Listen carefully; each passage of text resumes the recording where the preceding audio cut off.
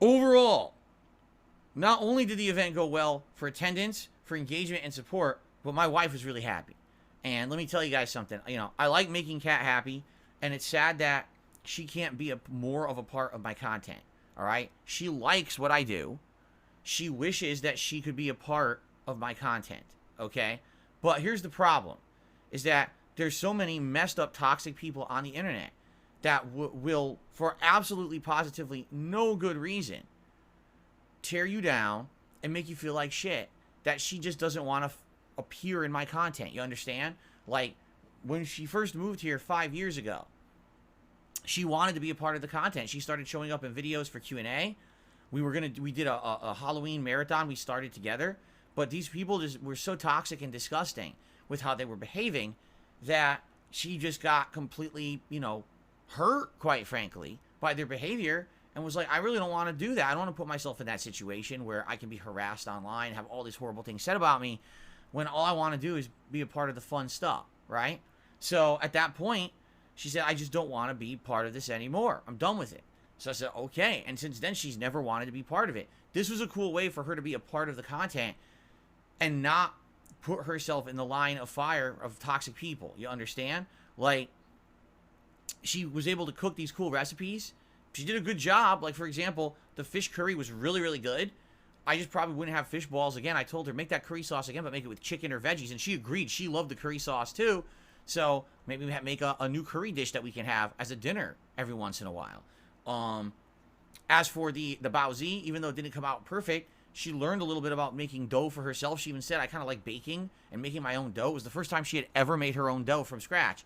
And she was like, man, I'd like to do that more. Maybe make loaves of bread, maybe make other baked goods. I'm like, hey, go for it. That sounds good to me. I would love that. She also we really liked the filling that was in the bao zi, so maybe use that filling in something else, right?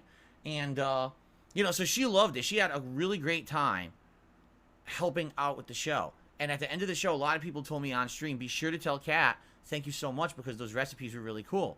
And I did, and you have no idea how happy she was. Like, that makes me super duper happy that my wife is happy like that, because she doesn't get to be happy in regards to my content very often. And this is a special day where she actually got to be a part of it.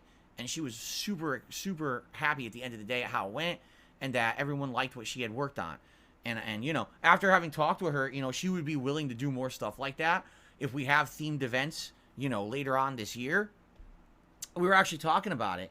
So, as you guys know, once a year, essentially I do like a long-form Bethesda playthrough, right? Everyone knows this.